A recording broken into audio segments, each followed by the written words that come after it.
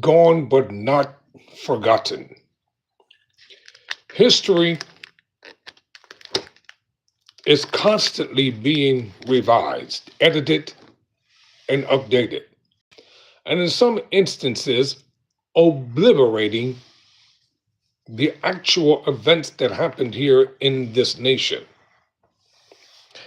When it comes to the Reverend Dr. Martin Luther King Jr., who was assassinated in Memphis, Tennessee on the 4th of April of 1968, his legacy and life will never be forgotten. Many are trying to erase the significant importance of who he was had he lived today. Within today's time, I think he would probably be about 97 years of age. And many are trying to eradicate and eliminate who he was, but it's not going to work with us. You can cancel the holiday all you want. We're still going to honor him. We're still going to recognize him. We're still going to tell the truth about Dr. Martin Luther King Jr., not sugarcoating anything.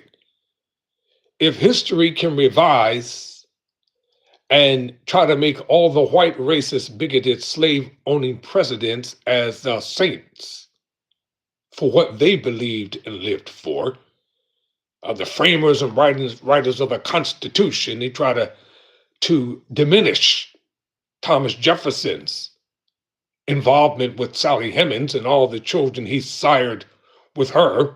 When they write about him, they don't want to talk about that part. Well, American history is American history, good, bad, and indifferent.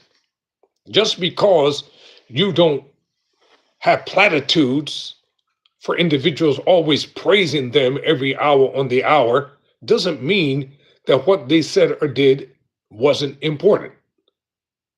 Especially within today's political climate.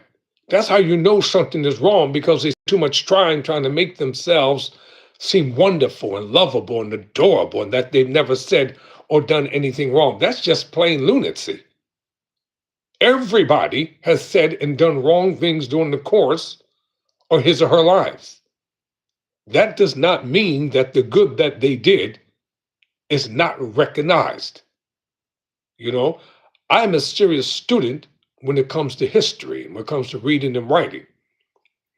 When I think of Washington, Benjamin Franklin, Jefferson, Jackson, and all these people, I've studied their lives carefully.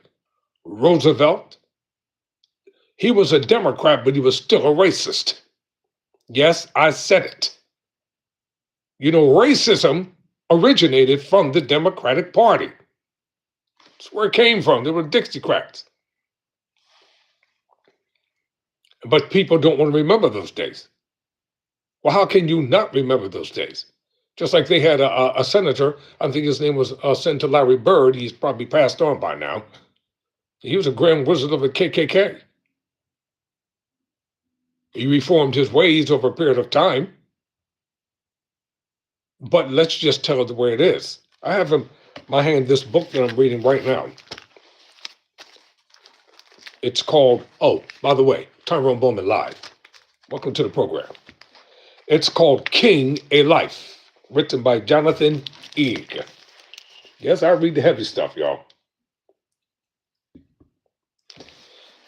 It is a complete, thoroughly written, detailed analysis and accurate chronicling about the life of the late Reverend Dr. Martin Luther King Jr. It's all in here, in this book.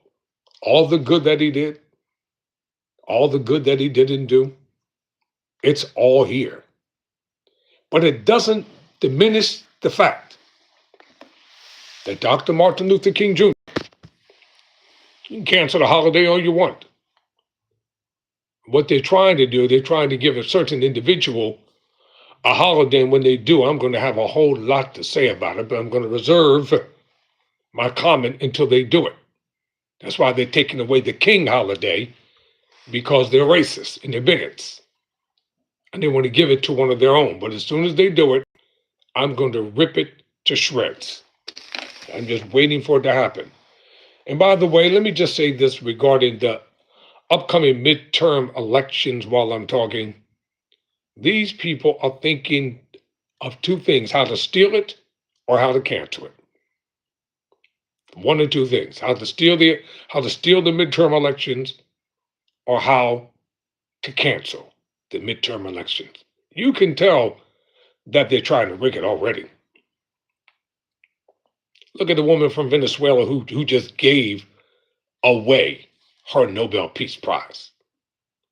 The Nobel Society gave it to you in recognition of the good that you did, and you just gave it away. People don't give stuff away for no reason at all. She gave it away because she wants to become president of Venezuela. That's why she gave it away. And she's trying to curry favor with the current president of the United States of America. That's why she gave it away. You know, many times when people hear truth, they don't like it. Because truth can be ugly, truth can be brutal, truth can be nasty. Just like if a book is written about my life, I want them to tell it all. Tell it just the way it happened, the way it is. Don't try to make me seem like I'm this angelic being. Just tell the plain truth about T.B. Bowman. I'm a big boy. I can live with it. I can handle it. I can acknowledge it. When you try to run from who you are because you don't like to be portrayed in a negative light, that's how you know people have something to hide, because your life is too perfect. Everything that's said about you is like in the form of dear leader. Ladies and gentlemen, tomorrow's program, I'm going to have a certain book here with me, and I'm going to talk about it. But this book right here, I started reading it about 3 days ago. I've read 32 pages so far because I'm in the midst of, studying all my law stuff for class and all that kind of stuff. So I'm getting this in between. It's by Jonathan Eig, King, A Life. Let me just read the jacket, because I found some things in here I really want to read, but I don't have the time, so I'll probably read it on tomorrow's program. I'm going to add a part 3 to this, but I can read this part. Quote, with the detective mind of a historian, the lyrical precision, pardon me, let me start that again. With the detective mind of a historian, the lyrical precision of a poet, and the techniques of a master storyteller, Jonathan Eig makes Martin Luther King Jr. come alive as a complex personality. He retrieves King's extraordinary gifts, incurable optimism, and amazing heroism as a leader while not ignoring his fragilities, doubts, and vulnerabilities. This book is a perceptive and necessary contribution to the biography genre in King's studies.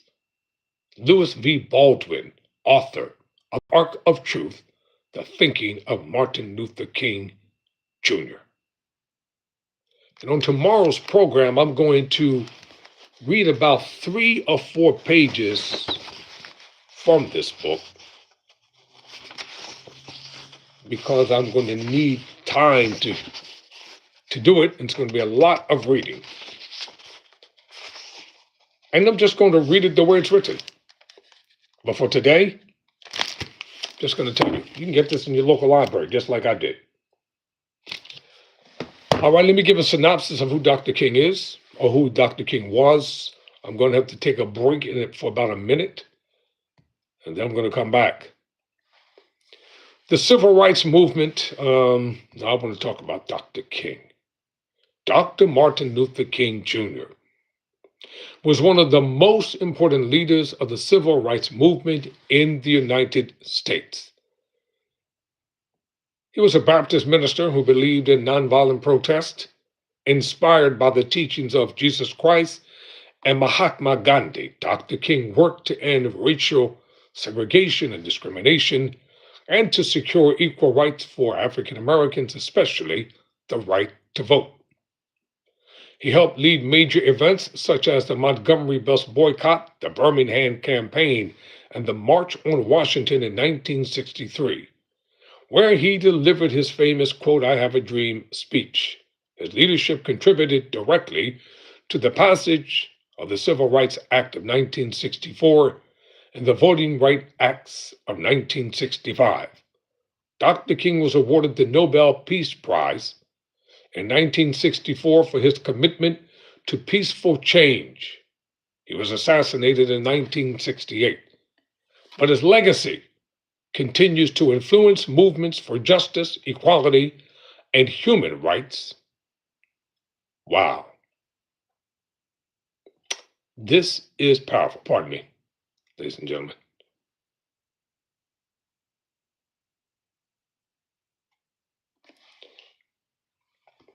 So, Dr. Martin Luther King Jr. was born on January 15, 1929, in Atlanta, Georgia, into a family deeply rooted in the Black church. His father, Martin Luther King Sr., was a Baptist minister, and his mother, Alberta Williams King, was a teacher and church organist. Growing up in the segregated South, King experienced racism firsthand, which shaped his commitment to social justice. When you have lived through a certain part of history, you can never forget it. He was an exceptional student entering Morehouse College at age 15. He later earned a Bachelor of Divinity, a degree from Crozet Theological Seminary, and a PhD in systematic theology from Boston University. During his studies, he was influenced by Christian theology, ethical philosophy, and the nonviolent resistance teachings of Mahatma Gandhi.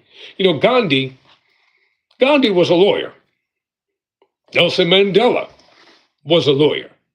King was a theologian and a pastor. When the divine calls you or divine destiny calls you for a specific task, you are prepared for that task in order to do what must be done. And when the individual, yeah, he did. That's the truth. He did attend Crozet Theological Seminary. Yes, Crozet rather. So when you are on the path and on the journey, ladies and gentlemen, pardon me, I got to take a break. I'll be right back. Tyrone Bowman Live.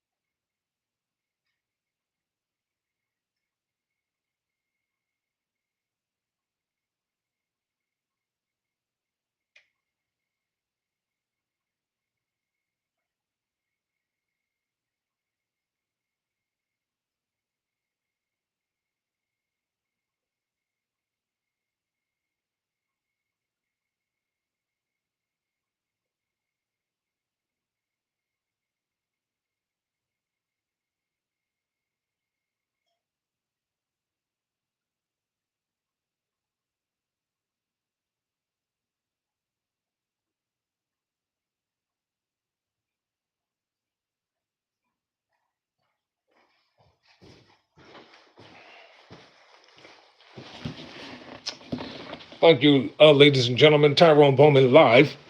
I am talking about the late Reverend Dr. Martin Luther King Jr., honoring and commemorating his life and legacy.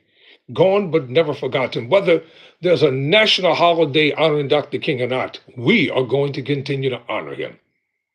We're never going to forget about him. His name will forever be mentioned among us in our community and those who loved him.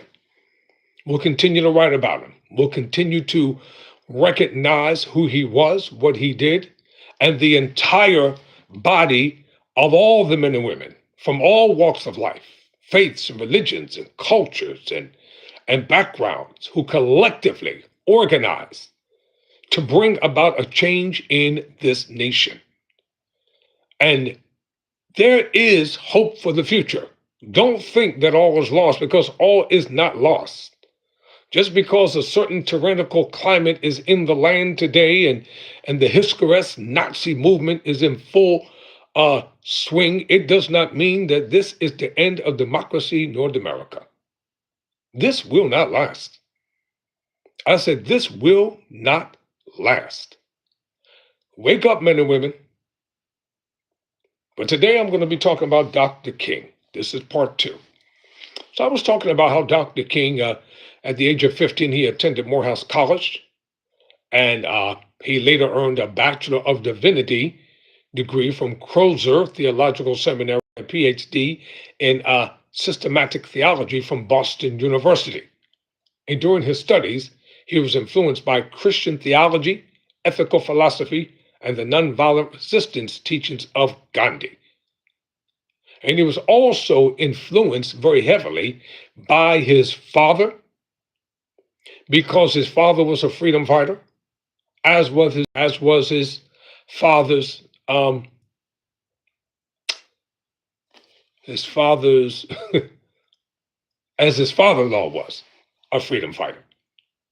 So Dr. King wasn't just thrust into this, he was born into it. It was inevitable that his voice was going to be used to speak and fight for those who could not speak and fight for themselves. Many of you have a calling on your life if you'll get serious about it and prepare yourself for it and to fulfill it. I'm part of a gatekeeping organization. We're gatekeepers. We have to keep the flame alive. We cannot allow the flame, like the eternal flame for the late President John F. Kennedy. That flame is supposed to burn forever. The eternal flame honoring Dr. King and Coretta Scott King and all the heroes and heroines of the movement cannot be diminished.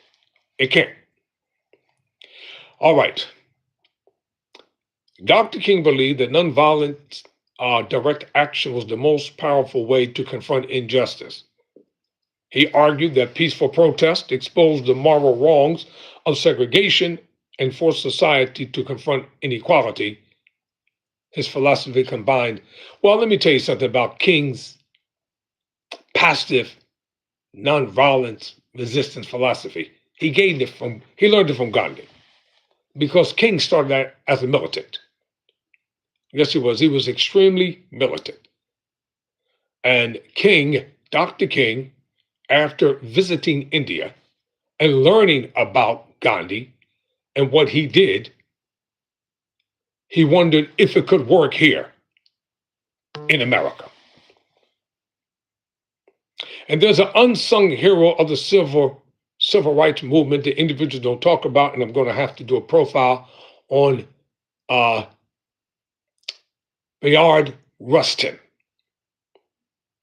Played a pivotal role behind the scenes of the civil rights movement. So King's philosophy of love, justice, and forgiveness, his nonviolence philosophy, a belief that unjust laws must be challenged through civil disobedience, that's what they're employing even now through protesting. King emphasized the concept of the, quote, beloved community, a society based on equality, economic justice, and mutual respect. Dr. King rose to national prominence during the Montgomery bus boycott in 1955 to 1956, which brought the racist transportation system of that time down to its knees, to a grinding halt. For a year, black people did not spend $1 under that racist, bigoted system where they had to pay full fare and be called every filthy name under the book, boy, girl, and told to go sit in the back of the bus. And now they want to call it the N word. It's called nigger. That's what they call them. You can't whitewash history. It's still written in the books. Mark Twain and all these people use that term. That's what they call our people. And they're still trying to call us that today, thinking they can get away with it on the sly.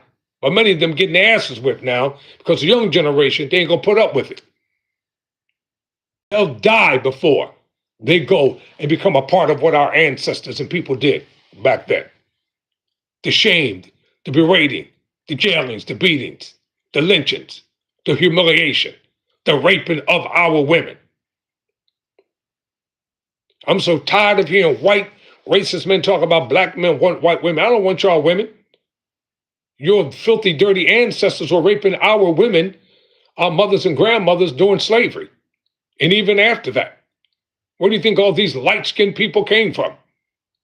Our truth hurts. People don't want to hear truth when it's being spoken. But you can't deny truth when it's being spoken. And Dr. King grew up under that Jim Crow, segregated, racist, dehumanizing, humiliating, so-called equal justice, separate but equal system.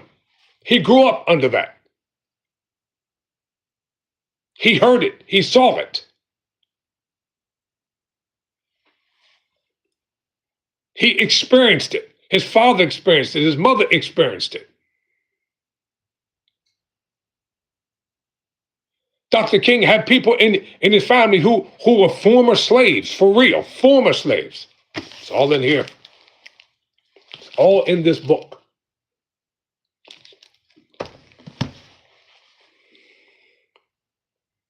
I used to get in fights all the time growing up in South Philadelphia with these white boys. I used to beat the living hell out of them. You spit in my face? Psst, please. My mother taught me how to fight at an early age, and those who know me from South Philly, you know I ain't lying. We had to fight almost every day to go to school. Being called nigger and everything else by Italians and Jews. So I learned how to fight at an early age. I lived through the racism and part of the Jim Crow and stuff in Philadelphia growing up. Wasn't pretty then, and we're not too far removed from it now. So when you just sit back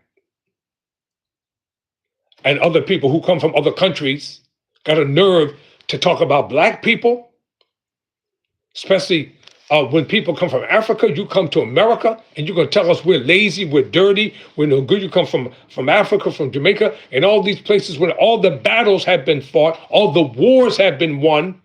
It's easy for you to come over here now. But in your own countries, you won't even stand up against the totalitarian, authoritarian racism. In your own countries, you passively accept it, especially over in Africa. I don't understand how they can be so docile, agreeable, and you let these foreigners come over there and just decimate you, dehumanize you, berate you, talk about you any kind of way. And you want to speak all soft to them. This is the kind of stuff Dr. King fought against. After Rosa Parks was arrested for refusing to give up her seat, that's why the bus boycott came into being. And the White Citizens Council took King and the Montgomery Improvement Business Association took them to court and tried to sue them to make them end the bus boycott and still accept segregated seating on the buses but pay full price. See, they had people. They didn't kowtow. They didn't bow down. There's a song that says, "Freedom, oh freedom, before I be a slave, I'll be dead and buried in my grave." I talked to the young people last week. Go back and look at that video. Y'all better wake up, young black men and women in this nation, and get yourselves together. Stop acting like fools and buffoons and shaking your behinds and acting like you don't have good sense, like you don't know who you are and things of that nature, because by the time you awaken, it's going to be too late. Dr. King was the founder and the first president of the Southern Christian Leadership Conference, which held campaigns across the South to dismantle segregation. In 1963, the Birmingham campaign protested segregation through marches and bus boycotts. Violent responses from authorities shocked the nation. Why? You know why it shocked the nation? Because it was broadcast on television. The ugliness was shown to the whole world. While apartheid was going on over in South Africa, and the audacity to say that white people in South Africa are being discriminated against, and that white people were treated very badly here in America, but overlooking the fact that all the atrocities and murders and lynchings and rapings and discomforts that black people had to suffer through in this nation. That's why Dr. King was raised up. The March on Washington, as I told you about, 1963. Selma to Montgomery, marches of 1965 helped bring attention to voter suppression and led to voting rights legislation, stuff that you all people take for granted and throw away and that they think that's not important. Our people died because of voting. The homes were burned down. The churches were burned down. They got fired from their jobs. That's why I hated that movie with Morgan Freeman, Driving Miss Daisy, because it was indicative of how life was during that time. You know, people forget about the racist governor of Alabama, George Wallace. Oh, he probably changed his ways after he got sick and all that stuff later on. But he was one of the most vitriolic racists of his time as governor. What is this infamous line? Quote, "I say segregation today, segregation tomorrow, segregation forever." End quote. That's who he was. The Voting Rights Act of 1965 eliminated discrimination in voting practices. That's what they say anyway. Dr. King was awarded the Nobel Peace Prize in 1964 for his leadership in nonviolent resistance. Have you ever studied the life of Alfred Nobel, who was a great scientist and inventor? Did you ever really study his life? About how the Nobel Peace Prize came into existence? Do you know what he was the inventor of?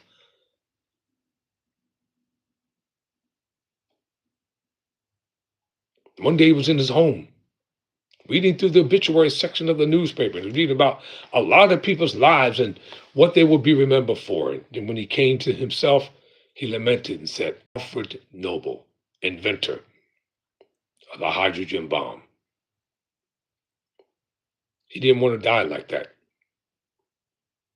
He began to become an advocate for peace and so many other wonderful things. What is your life going to be worth? What are they going to say about you? None of us are going to live on this earth forever. What are they going to say about you when your time comes? That you are racist? That you still wanted to wear a swastika? That you hated black people? That you were an obstructionist? You went along with any and everything because it was the climate of the time. History will be written again. In later years, Dr. King expanded his focus to include economic inequality, labor rights, and opposition to the Vietnam War. He supported the Poor People's Campaign, calling for fair wages, housing, and employment for all Americans. Y'all can thank Dr. King for these things. His stance against the war made him controversial, but demonstrated his commitment to justice beyond race. And Dr. King was proven to be right after his death. And unfortunately and sadly, on the 4th of April of 1968, Dr. Martin Luther King Jr. was assassinated down in Memphis, Tennessee. His last speech was given at the Church of God in Christ World Headquarters at Mason Temple. And the very next day, he was assassinated. So today, Dr. King's legacy, it lives on. Even though the federal holiday, they're going to eliminate it, it doesn't matter because we're going to recognize Dr. King. Oh, yes, we are. See, that's why Dr. King's observance, we don't go to stores and it's not just like George Washington and them, another sale. No, his is a spiritual day. It's a day of reflection. It's a day of prayer. It's a day of servitude. It's a day of service.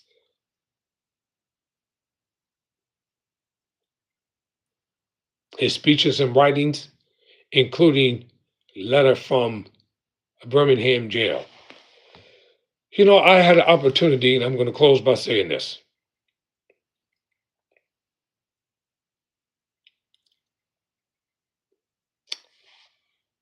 Hold on, let me type something. I would like to add this. When during the course of your life, you are going to be confronted to make hard decisions. And you're either going to make the right decision or the wrong decisions.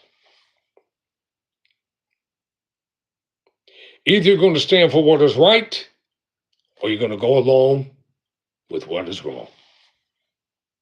Either way, a decision will be made. And once you make the right decision, you're going to be remembered for that. When you make the wrong decision or decisions, you're going to be remembered for that. Carolyn Bryant made the wrong decision when she falsely accused Emmett Till of raping her. And that caused his death. No matter how much they tried to rephrase it, rewrite it, sanitize it, try to say that she didn't go along with it, yes, she did. She testified at the trial. And that's why that rotten town of Money, Mississippi, folk can't stand it today. That little rundown shack down there.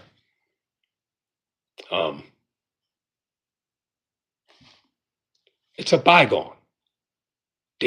People don't even want to be associated with that hick town of Money, Mississippi. She ignited the flame that caused the death of Emmett Till. And we're not going to forget it. Wherever she stood with God, that's between her and the Almighty. But I do know one thing. Emmett Till did not deserve to be murdered the way he was.